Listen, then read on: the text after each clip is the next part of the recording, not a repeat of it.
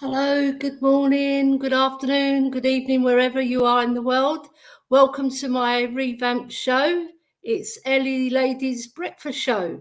So basically, it's going to be me talking about how Spurs ladies got on this year, the Spurs ladies review for the most of the season, right up until the end.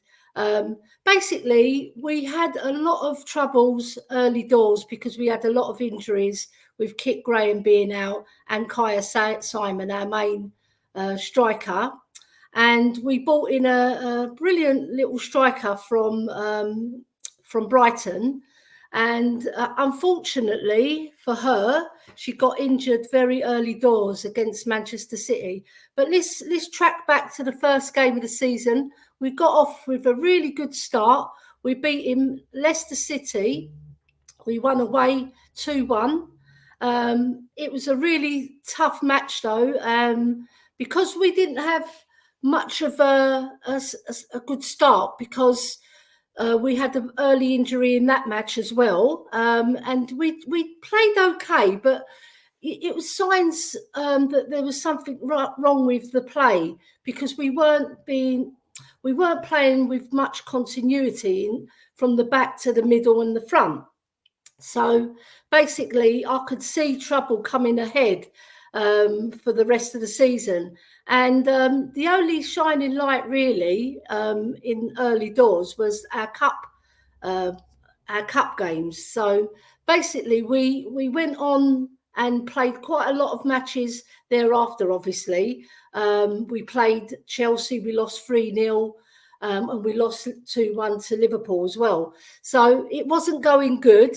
And by March, we had we'd lost 9 matches on the run.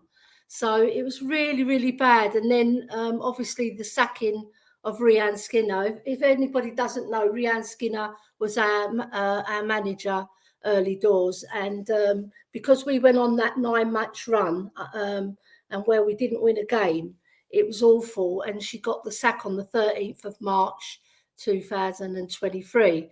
I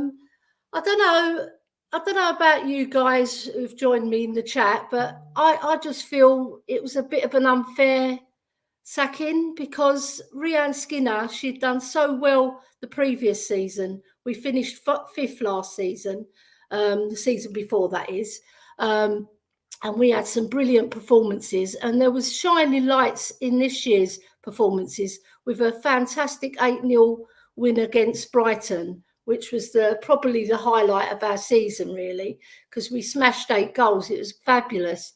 But then Elly Brazil, because she got the ACL injury, and I went to that match at Brisbane Road, it was really a downer, you know, because we rely on our strikers, obviously, to score goals. And if you lose your star player, really, because she came from Brighton with a fantastic CV and she'd scored loads of goals. So it was a big shame that we'd lost her so early. But the good thing is we signed Beth England with a record signing, 250,000 all told. She came in, that's a WSL record for the league. So yeah, so but Beth England came in and results didn't really pick up at first. We had some good results in the cup. We beat Coventry 5-1 and we progressed to the 5th round in the FA Women's Cup as well, losing on penalties. Very unfortunate because it was quite a close match, that match. I went to the match as well. It was a rainy day and basically we lost 5-4 on penalties, so it could have gone either way, really. But the sacking of Rhian Skinner, if anybody's joined me in the chats, I'd like to know your thoughts on that as well, because I just feel that it was a bit unfair because she's a very talented coach and then all the players loved her.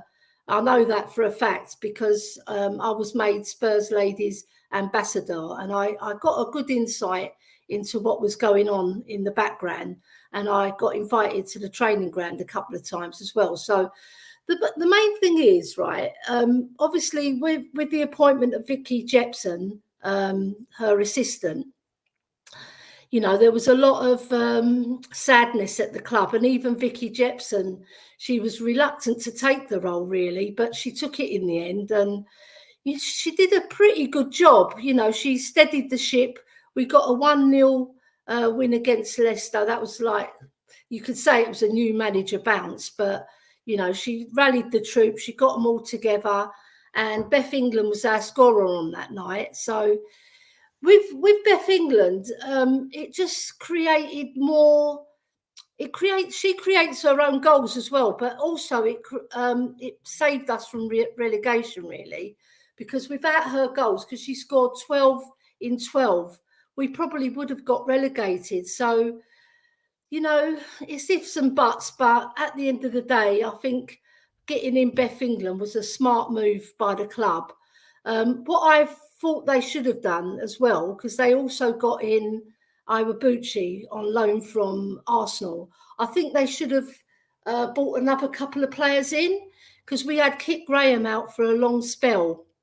So I think they should have replaced her energy, because she's a player that plays on the front foot and she creates a lot. And we also had the injuries to Rosella Ayan, who's a fantastic player. She's so good. She plays like an inverted winger stroke midfielder. Very good player. I watched her against Reading in the last match where we battered them 4-1. And she was fabulous. I think the control of the ball, that's what I like. And she's very calm on the ball. So, yeah, there's other star players in the team as well, because we got Drew Spence from Chelsea. That was before the season started. We had she was all right. She wasn't like, she didn't hit the ground running, if you know what I mean. She was up and down with her performances, but when she was good, she was good. I wouldn't say she was bad in any matches, but she could have influenced a bit more, I believe. But the main thing is that we didn't have much continuity. Ash Neville at the back, she was pushed more forward, she was played more like a wing back by Rhiannon Skinner. And then when Vicky Jepson came in, she put her more as a fullback. But I think she does her best work where she's pushing up and she's joining the attacks, because she's a very talented girl. She's got good ball control. She's my favourite player as well. And I just feel that, you know, we could have done a little bit better if we'd signed a few more players, a few more creative players, just like the men's team, where the midfield is not that creative in respect to, say, a team like Man City. But we know in the ladies' football that it's dominated most seasons by Chelsea, Man United, and Manchester City came into the fold this season as well. They were pushing until the last, say, 10 games. They were right up there. You know, I just feel that if we'd done those signings, it would have aided us a lot.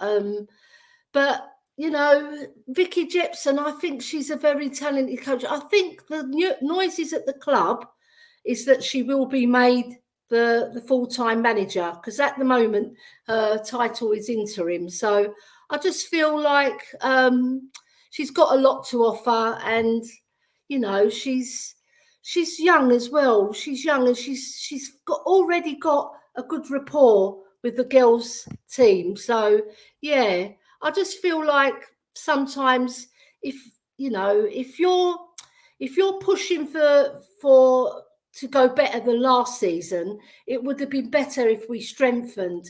But that's Spurs for you, isn't it? We never strengthened. So let's look at who's in the chat. Enough of my waffling. So we've got Mia. Big up, Elly. Thank you very much, Mia, for joining me. I really appreciate that.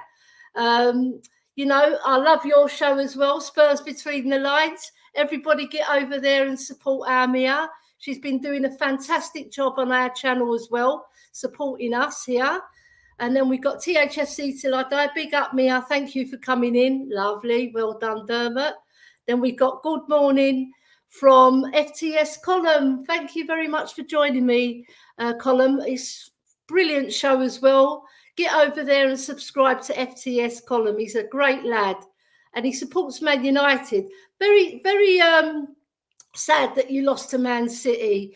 You know, you gave it a good go, though. You know, you weren't out of the match, just put it that way. Top Banana, good morning. Good morning, folks. Lovely to see you. Then we got FTS Column again, 4-year deal for Ange. Brilliant. Yeah, like, I know this is a ladies' show, but I'd like to touch on that to give my thoughts. I really like the man. I think he's fantastic. And even like our ladies' manager, she's very charismatic as well and very strong, like Anne. So it's a good appointment in my book. And I'm looking forward to the men's season as well as the ladies' season. Then we have here DJ Samuel, met you on the protest. Yeah, lovely to see you. Young lad, you know, really smart young lad. Good morning, Queen Elly. Well done, well done. Right, then we got DJ Sets. Don't worry about it. I know you meant it. Right, Ron Veniat. My name is Jeff. Nice to see you. Nice to see you. Jose Garcia, morning, Elly. Morning. We had loads of chats. I've had loads of chats with Jose. He's a lovely lad. He's Spanish, and we did a podcast as well on Twitter just recently, and we were speaking for hours. It was brilliant. We got a lot out, and we had a lot of people joining us. We've had over 600 people on that podcast, so it was really well done. Right, and then now the sacking of Rianne Skinner, I'd like to touch on that again, because I just feel that it was an unfair dismissal. Although we did lose 9 matches, right? She was really good with the players, and her team talks. If anybody ever tuned into Spurs Away or on the Spurs main channel, you would listen to Rianne Skinner. She's very well thought of at the club. But the thing is, I think because we lost those 9 matches on a row, if we'd lost 3 or 4, she wouldn't have been getting the sack. But 9 was a bit much for the club, so they decided to put Vicky Jepson in charge instead. But what are your thoughts in the chat? Let me know. What do you think? Do you think she should have kept her job because of the way she was last season as well? Or do you think she deserved the sack? Let me know. Right, so when Vicky Jepson came in, obviously that first game, it was like a manager bounce. We did win 1-0, and then the results started steadily getting worse. We had a few highlights here and there, but nothing really, really good. And then the last game of the season, it saw us needing a point to save ourselves from relegation. And I was at that match. It was after the Brentford game. So a lot of fans did stay behind, believe it or not. I was expecting maybe 1,000 or 2,000 to stay behind, but a good 5,000 stayed behind, and even more came in. They were drivelling in after they'd had their beer. You know what, the guys, they want their beer. Then they came back in, and it was a really good match. And my star player was Rosella Ayan. She was fantastic. She created so much chances. And there was one brilliant ball she played to Beth England, who finished it off at the far post. But Beth England, if you give her a sniff of goal, she's fantastic. I don't know if any of you have seen her goals, but if you haven't, I'll urge you to go on to YouTube and see all her goals. The one against Manchester United, although we lost at home at White Hart Lane, we played it at the Tottenham Hotspur Stadium, but I still call it White Hart Lane. Don't worry, I'm old school. I'm going to call it White Hart Lane. Right, so she took the ball, right? Celine Ildesoy passed it to her from a free kick. And she took the ball literally just about 5 or 6 yards in from the halfway line. And she went on a run, and it was fabulous. What a great goal. She ran and ran, and she jinked inside, dropped her shoulder and banged it into the bottom right-hand corner. It was absolutely fabulous. What a great goal. She celebrated in style, sliding across the pitch. That's what I like to see. Because women's football, right, it is taken seriously now because a lot of money's being pumped into it, especially from Sky Sports. And I remember being at the Spurs Man City game and early doors when we lost 3-1. And we lost 3-0, sorry. It was Sky Sports. They were interviewing my favourite player, Ash Neville, and I was filming it as well because I was right near. And Sky Sports, they had every camera there, They had loads of correspondence, loads of reporters. Then I went up into the press room and had a chat with a few people, you know, and I saw Chris Cowling in there as well. But it was really fabulous. I think with ladies football, right, it's taken off since England won the Euros, that's for sure. But the crowds haven't increased significantly in the lesser games. In the big games, they do. And I know from last season when we played Arsenal in the league, we played it at White Hart Lane, and there was over 36,000. And when we played Arsenal at the Emirates this season, and we got battered, but I'm not going to mention the score. No, I'm not going to give them any airtime, right? So we had over 47,000 fans. Obviously, some of those were Spurs fans, and there was a big contingent there. So it was just a shame the result went the wrong way. But even at Brisbane Road, I was really begging the club, right? Because I'm ambassador, right? I obviously email the club, and I've got a good connection with the lady who used to run Chloe Wakelin. And I was begging the club to play this Spurs Arsenal and the Spurs Chelsea game at White Hart Lane, because they're big games. And we played the Man United game there, but we could have monopolised, because, you know, when you create interest, if we'd beaten Manchester United as well, I think the next game we played it at Brisbane Road, and it's like saying, all right, we'll give you one big game and then we'll take you back to Brisbane Road. No offence to Brisbane Road, because it's a lovely little stadium, you know, and I like going there as well. But it's not White Hart Lane, you know, and I just feel that the club could have done more to promote the ladies. You know, I was doing my best. I think the club should have really done a lot more in that field. But getting on to the ladies Euros as well, I think that was fabulous, because now what's happening, which I've researched really extensively, is that there is a lot of money getting pumped into the women's side of football now, and it is being taken more seriously. And with the up and coming World Cup, you know, there's a lot of excitement being created for that as well. I'll touch on that later though, because I want to stay on Spurs ladies. So I just feel if they pump even more money, but not just money, it's resources, it's promotions. I know some people say you need money to promote, but there's so many free things that you can do to promote things. Like, I mean, I'm on YouTube, I'm on Twitter, I'm on Instagram. For Thfc Till I Die, we do everything. We Snapchat, TikTok, Twitch. You know, there's so many ways you can advertise ladies football, and I do a pretty good job, I must say, on Twitter promoting the ladies side of football. So if anybody wants to see what I do on Twitter, you can go over to my Twitter account as well. Now, so let's join the chat as well, because we've got lots of people joining us now. We've got Daniel Sonderval. Good morning, one love to all. Lovely. We've got Peter here. At least we have got a Beth England international in our ranks. Yes, that's what I wanted to pull up next, Peter. Very good point. Now, because of these performances that Beth England, because she wasn't like a main contender, but we've had a lot of injuries in the England squad as well. Now, she's played absolutely fabulous this year. Like I said, scoring 12 in 12. That's better than Harry Kane. You know what I mean? She is like a Harry Kane of the women's team. She's physically strong. She's powerful. She's got an eye for a goal. She can make her own goals as well. And she's very good at picking up pockets of space.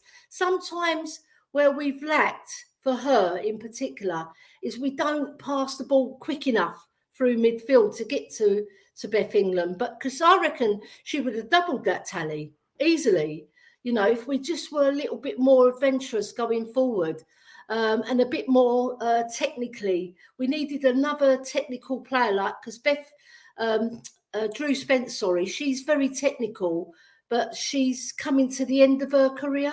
So we needed another young, dynamic midfielder with technical skill to help out, you know. And Iwabuchi, she was in, but she got injured, and then she was okay, but I don't think she sort of set the tone too much. But she was okay. She was just okay. But I think we needed one more young player coming up, even somebody from our ranks, you know, give them a chance. Like with the men's team, we've got like Alfie Devine, who's fabulous, and he wasn't really given a chance this season, and they put him out on loan. But I just feel if we just done that, you know, that's typical Spurs. We just don't go that extra mile, do we? Just to get it over the line.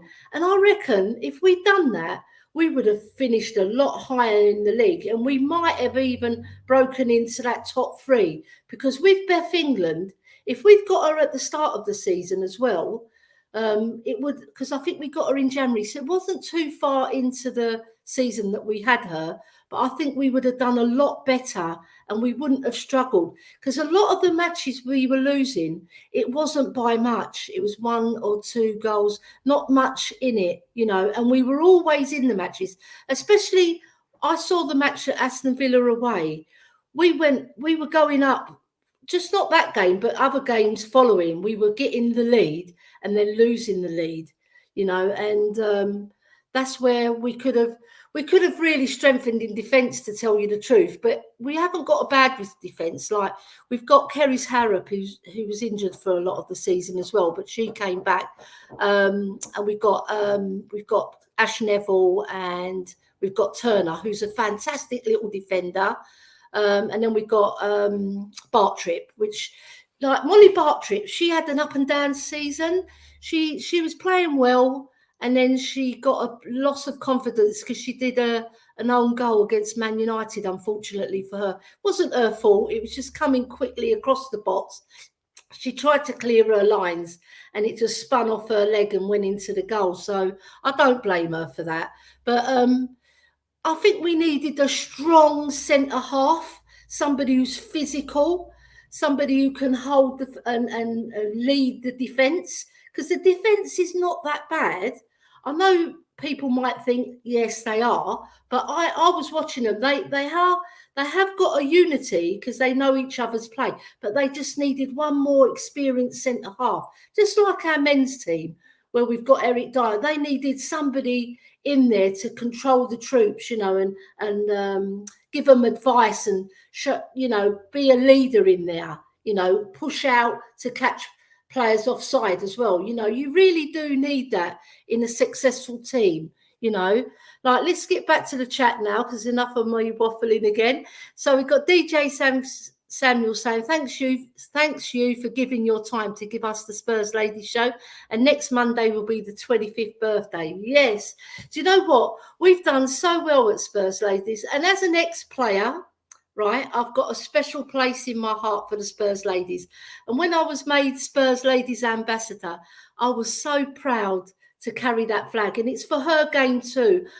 Though, for those who don't know what Her Game Too is, it's a fabulous women's organisation, but there's lots of men working in it as well. But what it does, it champions women in all sports, not just football, and they really do push out against racism and abuse and just general nastiness towards women, you know, in any sport, not just football. And they do such a fabulous job.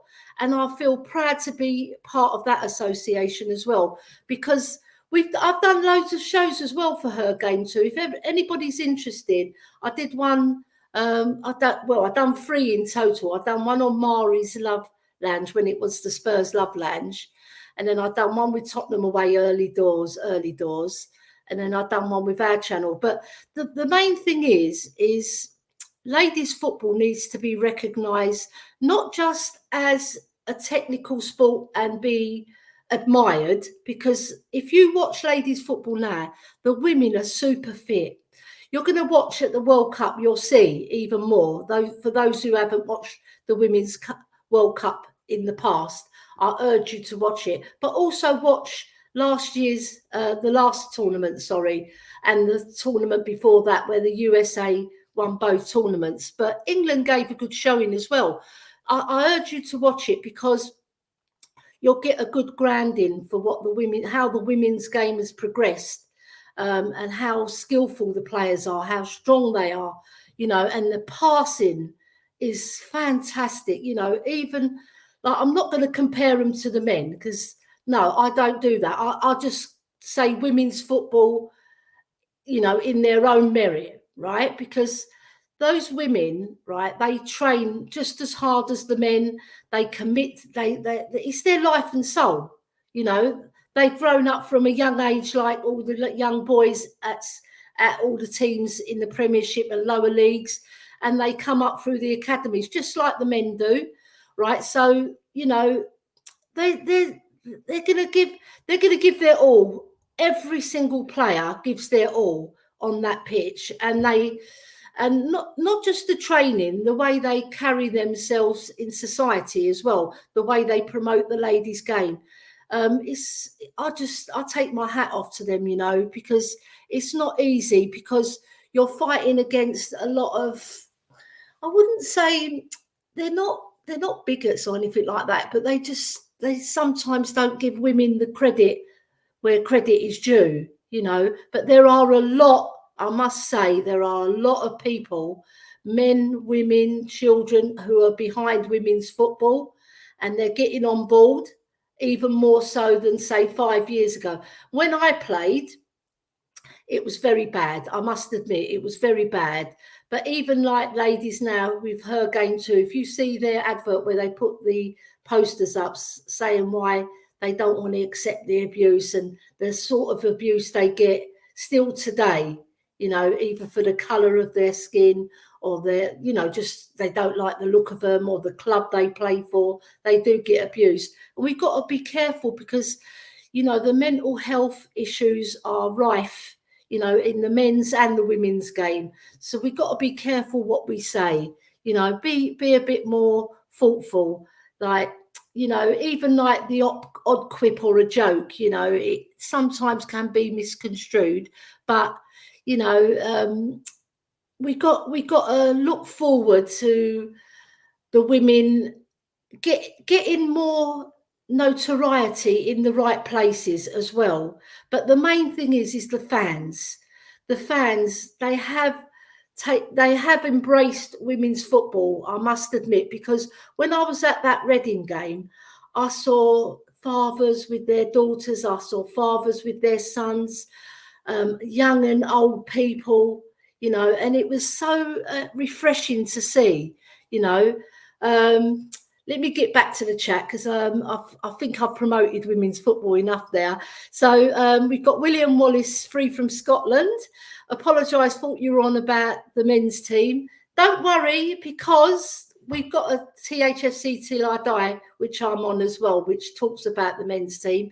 But this is about women. We're concentrating on the women's team because, do you know what? Women's football, I don't know about you, William, if you've watched women's football before, but if you haven't, I urge you to watch. Especially, like, there's teams in the league now, they're so advanced. Like Chelsea won the league this year, and they won it last year as well. But the main thing is Chelsea, all the other teams are playing catch up with the Chelseas and Manchester Uniteds. It sort of mirrors the men's game as well. And then you've got Arsenal, but I didn't want to mention them. But they dropped off a bit this season. They finished third. So it's just like the women's teams lower, they have to get investment, right? So they can't just rely on the chairman putting money in. They need to get investment, promotions, adverts, to draw money into the club. So all the fans buying the merchandise, getting women's shirts with the women's names on, the hats. There's so much going on. If you go into the Spurs shop as well, you'll see there's lots of things for the women to buy as well, or online even. You can always go online and buy from the Tottenham Hotspur website as well. So like Peter M saying happy birthday to DJ Samuel. DJ Samuel, thank you. I appreciate it, Peter M. Lovely. Happy birthday from me as well, DJ Samuel. Hope you have a great day. John Fitzpatrick. Hello, John. Nice to see you in the chat. Elly, big up, big up. Thank you very much. Then we've got, let's just bring this one up. THFC till I die. We will be back at 4, all about Ange. Yeah, do you know, please join Dermot and Co on that stream, because we want to see more news on Ange as well. And I'm presuming that Dermot's going to talk more about, you know, Ange. Now he's our manager, you know, what he's all about and, you know, what he can bring to our club. And, you know, just generally having a chat about Spurs as well, because THFC to the die, best channel on the YouTube. That's what I'm saying. So yeah, right. And then we got Swim Master. Sorry, I appreciate it's hard to really know, but percentage wise, how far would you estimate has ladies and girls playing increased now since our days at Drayton School? Oh, right. Oh, lovely. Yeah, I didn't realise that was you. Yeah, so Drayton School, since Drayton School, like I said, I touched on me playing for Spurs ladies, so I didn't really want to go into it too much because this is about our real Spurs ladies who are playing now. But I know that it's progressed in lots of different ways, right? The technical skill, definitely. The fitness, definitely. I think the all-round play, the passing has improved, and also the pitches have improved. Because, I mean, I used to play on really bad pitches, and I was a central attacking midfielder. So I watch the girls' game now, and they play on carpets, really. Even though some of the teams, the lower teams like your Readings, they do still play on good pitches. So that helps. You know, obviously, anybody who's played football in their lives knows if you play on a good pitch, your pass is going to be better because it will run across the grass better. But other than that, I think the abuse, I think it's dealt with much better. You know, it's still there, the racial and just general abuse. It's still there because we still got ladies coming out and talking about it. And it's not just in this country, it's in lots of countries. Because I was watching a stream the other day, and it was Spanish ladies from the Spanish league talking about it and what they face. It's just general slander, you know, about women playing football. So that's not good. So we've got to stamp that out, come down hard on it like the men have done. Even in the men's game, they can do a lot more, you know. But it's one game. It's football, right? It's girls and ladies and men, girls and boys, right? And what I like now, what I've seen a lot of, because earlier in the season, I was a coach at a football club, and there was only one girl there playing, right? So, but I saw a lot of girls in other clubs. It was just that particular club that I worked for. There was only one girl there, and I was going to recruit a lot more girls, and then I broke my leg, and I broke my toe, sorry. I have broken my leg in the past, though, if anybody wants to know. I've broken it 3 times, really badly. But I broke my toe. My stupid builders, idiots, left a big slab and it fell on my toe. So that's another story altogether. But I think with ladies football, they need to promote it a lot more. Even now, right? And the abuse factor, they need to get it out there more, right? On mainstream TV, even Sky Sports, they touch on it, but they don't really go full pelt on it. So I think her game too are the ones that do the most work, you know. And because I'm associated to them, I will big them up all day long because you know, they do so much work, not just on the abuse side. They do so much for the women's mental health as well, because in this day and age, you know, you have to tackle that head on. And I just think there's not enough done, to tell you the truth, Swim Master, you know. And playing at Drayton School, that's another thing I'd like to, because when I was playing at Drayton School in the boys I was just mucking about with the boys playing football. The PE teacher said, Elly, you're good enough to play in the boys team, and I was chosen for the boys team. So it'd be nice to see more mixed sides. There are some, but I don't think there's enough, right? So it's nice so that the girls, get to play with the boys, because I think that will progress them. Because not that girls' football is not tough, but I think it will progress them in terms of their physicality, and they'll grow stronger playing with boys as well. But you know what? Girls will progress anyway, regardless. The main thing is the coaching is getting better, and the backroom staff are getting better, and the fitness coaches. And at SPURS, SPURS let the ladies use the main facilities, and I'm sure that happens in other clubs as well, because the fitness levels have gone sky high in football, women's football. Fantastic. I mean, it used to be 80 minutes back in the day, but now they play the full 90. So plus extra time, obviously. But, you know, I just feel there's still a lot more work to be done, but I like some of the progress. Yeah, so we got Peter M saying, oh, here we go. Let me just bring it up. Not that one, that one. So we've got Peter M. When you told us about your broken legs, it sent a shudder through me. Do you know what? It was so bad because I also broke my collarbone. That was against the American team. We were playing a friendly against an American team, and I was only 5'3.5" then, I think, and I grew to 5'5" later on. But I was only 15, I think, if I remember rightly. And I jumped up for the ball, and this American girl, she clattered into me, and she was big. She was like probably 6 foot, I would say, if my memory serves me right.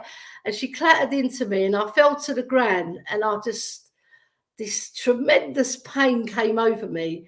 It was worse than my legs, actually, Peter, right? And it was so horrendous. And I was in and out of hospital for 6 months. And they were thinking of putting a prosthetic bone there, but it did heal eventually. So, and I was having lots of injections in it to calm the pain. Oh my God. Do you know what? I can see why footballers, ladies and men, sometimes they shirk out of a jump. Especially, I don't like to say this, Mia, if you're still watching, is Romero. When he jumps up, he doesn't go full pelt like he does in a tackle.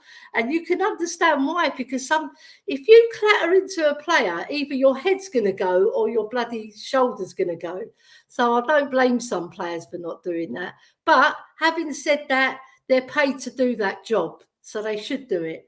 Right, so I don't want to touch on that again because we've covered that. So basically, I feel this season coming up for the ladies team, I want to see some new signings come in. And I've been looking at the news lately. I don't see any news coming in. So it's all gone quiet on that SPURS ladies front. So, but they've probably got scouts working, and they're probably going to bring some youngsters through as well, I presume, because that way, you know, you have an academy to use it, don't you? You don't have an academy just there for show. And even in the men's game, our academy has not really been used that much.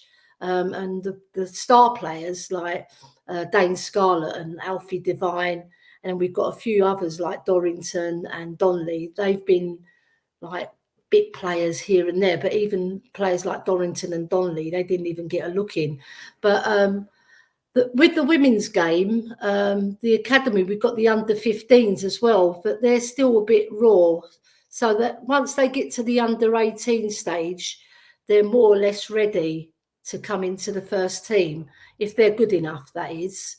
But you know, there's so many players that you can get on a free as well. So they don't even have to spend a lot of money to get in a decent midfield. Because that's where I think with the centre-back, with a strong centre-back and a midfield, I think we can progress. Because when we've regressed right? Because we've gone from 5th to 9th, right? Just like the men's team, 4th to 8th.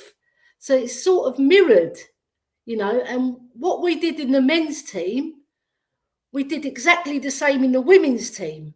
We didn't strengthen where we needed strengthening, right? And we had Kaya Simon, Australian attacker, out for a long period of that season.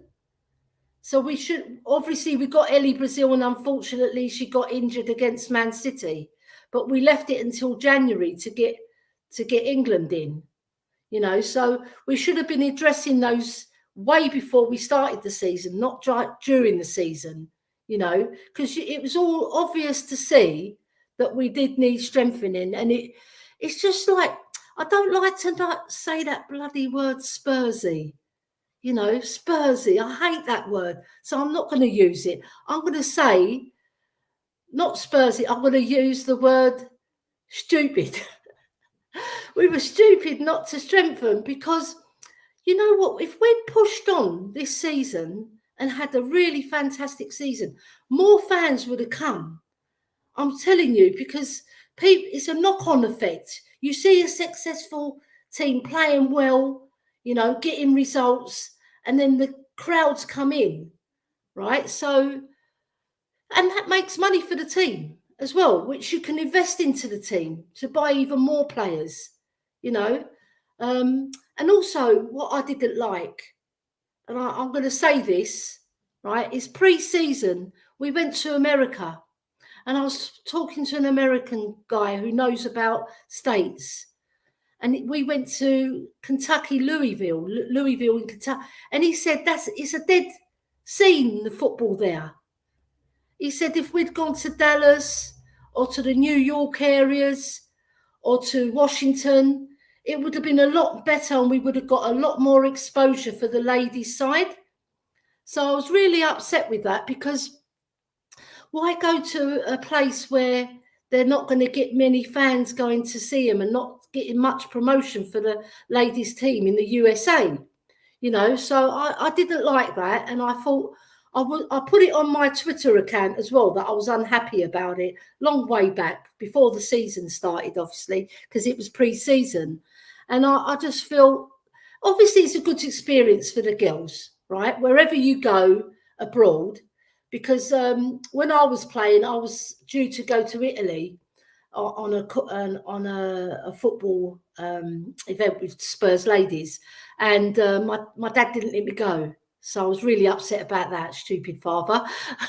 I still don't like him for that, but you know, that's another story. But I think if they'd travelled to America, gone to Italy, gone to Spain, where football is big, even Argentina, Germany, you know, travel the world, get your name out there, get your players known as well. You pick up fans from other countries as well, because we've got a South Korean player as well. So, you know, even like if you go to South Korea, like we did with the men's team with Sonny, and look how it exploded. We already had a massive fan base there.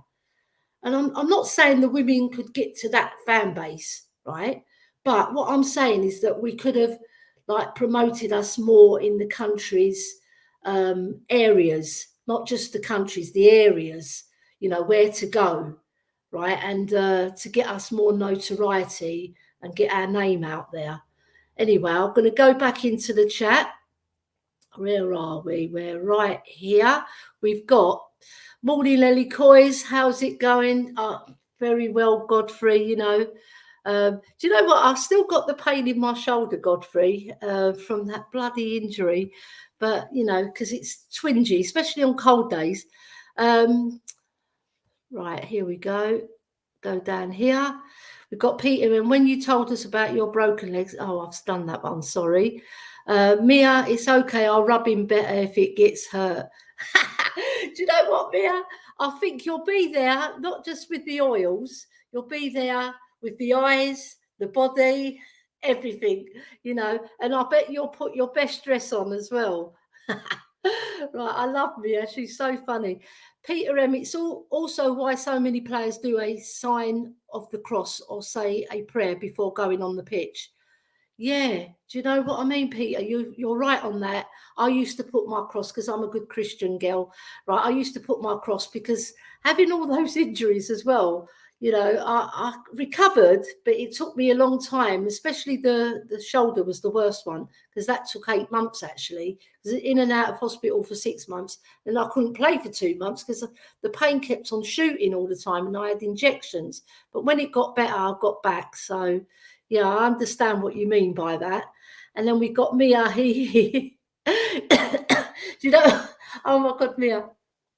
Do you know what? It's a running joke with the YouTube community in general, but on THFC Till I Die, we do give Mia a bit of ribbing, but she can take it because she's a strong lady. It's like me when I mentioned the story with Chris Houghton with Dermot and Philip early doors. I don't even think you joined our channel at that stage, Mia, and they were ribbing me as well. So, but with Romero, it's like it's a passion thing with you. But with me and Højbjerg, it's more like I admire him as a player. I don't think he's the best player, but I don't think he's the worst player. And also, I like his energy and his enthusiasm when he goes on that pitch. That's what I like. Because if I was playing with him, say he was a woman and he played with me when I was playing, that's the sort of player I would like by my side. Strong, tough, never gives up, and I just like him. He's in the ladies' game, we've got Ash Neville. That's why I like her as well. But she is technical. She's more technical than Højbjerg, would you believe? Right. But I think she's the type of player that goes on that pitch with 100% mindset to win the game. And that's what separates some players from other players. Some players go on the pitch, and I see it. They're not proper winners, That's men and women's game, right? That you can tell by their body language, the way they carry themselves, the way they go into tackles, the way they track back, the way they press.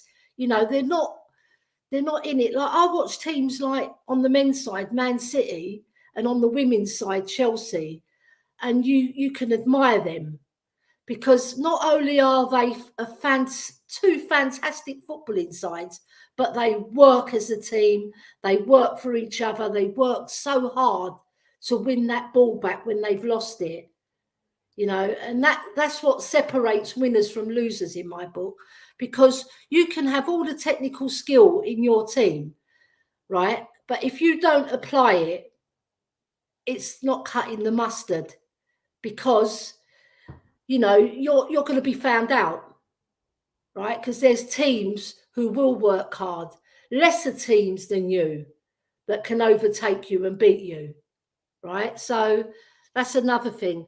Now, what I want to do now is move on to the Women's World Cup. Sorry, I haven't got any slides for you, but the next show we will do. But the Women's World Cup's coming up. It's starting on the 20th of July. It's in New Zealand and Australia, which is really good because Australia's got a very good footballing nation. I was speaking to a lady actually who used to play in the Australian League, and she told me that it's so far forward from the English grassroots game. Now that's where I will be pushing hard with her game too, to highlight that and to bring up our ladies football as well. Right, sorry about the hand gestures. It's because I'm Greek, we all do this and that, and me or no. Right, and I just feel that we've got to do more. All right, so with the Women's World Cup, it's so exciting, and there's some brilliant teams, and we've got to break the USA's hold on it. England won the Euros, as everybody knows, and Ireland have got a team as well. And for Dermot, Ireland's team is really, really good. They've got some brilliant players, and I'm expecting them to do very well, but they have got a tough group. So that I don't want to touch on it too much now, because I want to do a full show on the Women's World Cup. So anybody in the chat, if you want to put some news about what you like about the Women's World Cup coming up, if you're excited about it, you know, what players you're looking out for. Because I mean, me personally, I like many players, but I wish Ash Neville was going, actually, because then I would support her full heart, full pelt. But I think Beth England, Russo, I think Chloe Kelly, I like her.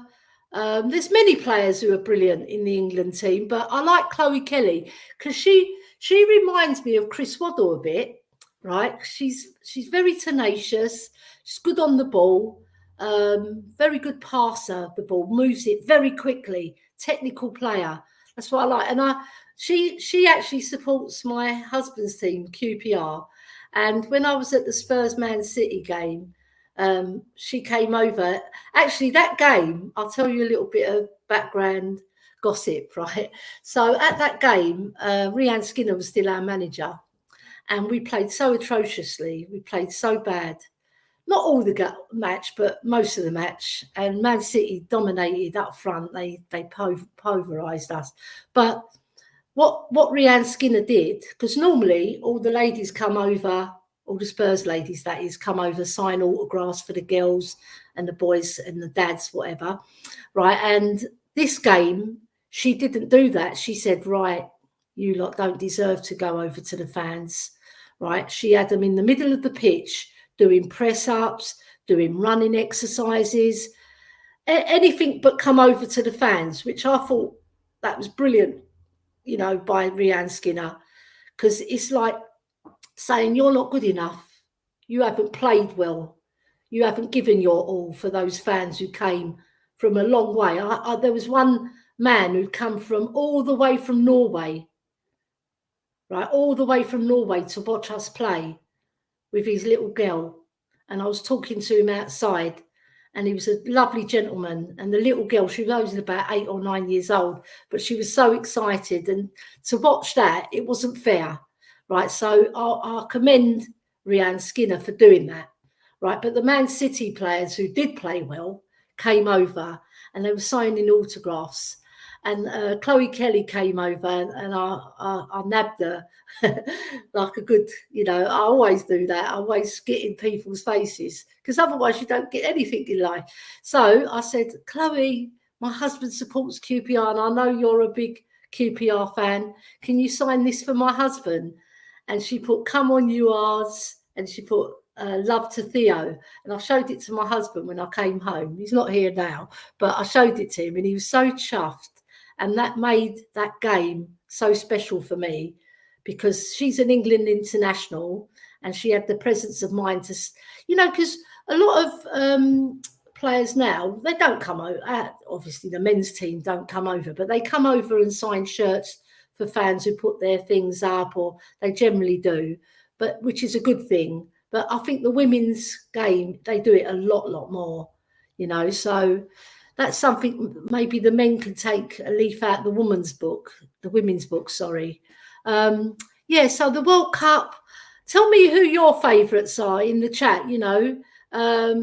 Yeah, because FTS column, you're saying England-Ireland final. Brilliant.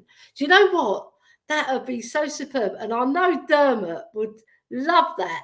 He would absolutely love that, because if Ireland beat England in that final, there'll be so many shindigs around Wexford where he lives, and he'll spread it all around the island for sure. I know he will, because he's such a proud Irishman, which is really good to be. Anybody who's proud of their country is, you know, good in my heart, you know.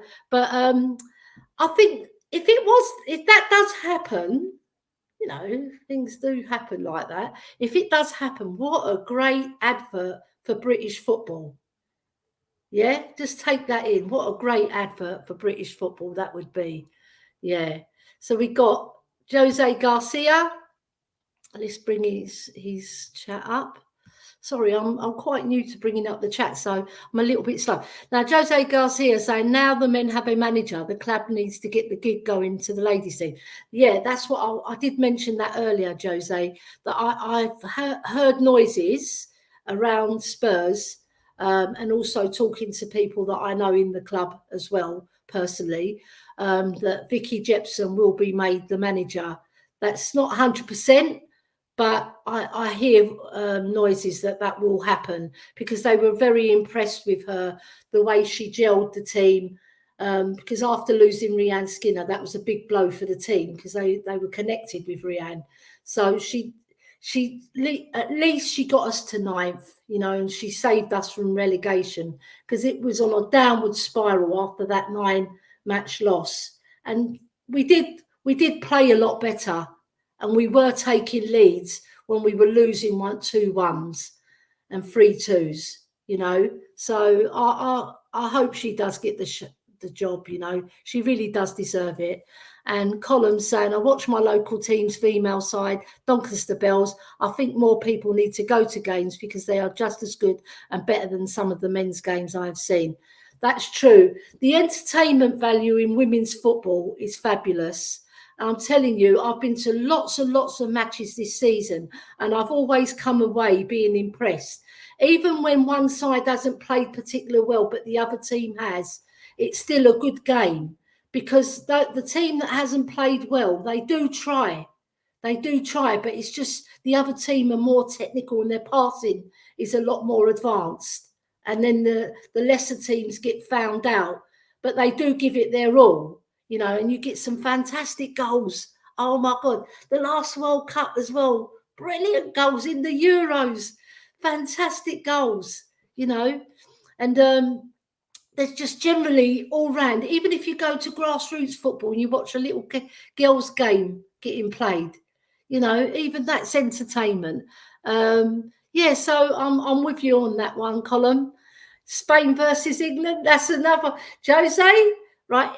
I think that's going to upset Dermot, because obviously he wants it Ireland, England.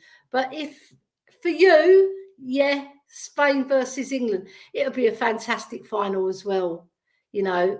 And if England beat you, oh my God, you know, because we beat Germany in the final, that was fabulous, because we beat them in 1966 in the world men's game as well. So basically, I just feel that would be a fantastic, because Spain have got some fabulous players, but I'm not going to talk about the players yet, because I'm going to do a whole show and highlight the players, the good players in every team, the star players, and the ones that are up and coming as well, you know. But obviously I'll cover all the team, but I'm going to make a special play for the best players as well in each team. So that's one to look out for, guys and girls. Right, Colin saying I would win either way, as I'm half and half. Yeah, because what, are you part Spanish then, or part? No, you're part Irish. Sorry about that. Yeah, Colin, basically you're on to a winner. There's no worries there.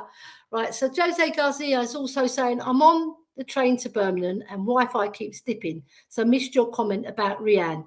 Oh yeah, it's just just about Rianne Skinner. I did like her as a manager, but when you lose 9 games, you really do, you generally get the chop, don't you? You do. Even like in the men's game, if you lose 3 or 4 games, especially if you're at Watford, bloody hell, I think you only have to lose 1 game there and you've got the chop.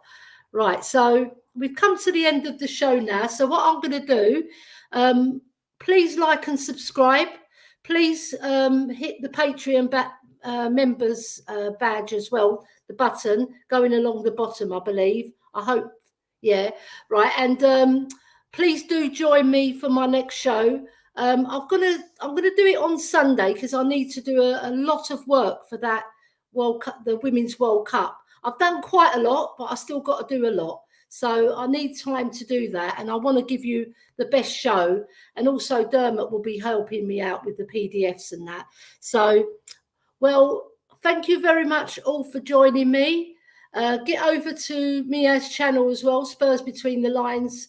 I believe she did the show in the morning. And also THFC Till I Die. Get over there. I believe it's 4 o'clock we're on. And also make sure you like and subscribe to all the channels that are associated with us. And thank you very much for joining me, and you enjoy the rest of your days. And come on, you Spurs ladies, and come on, you Spurs men.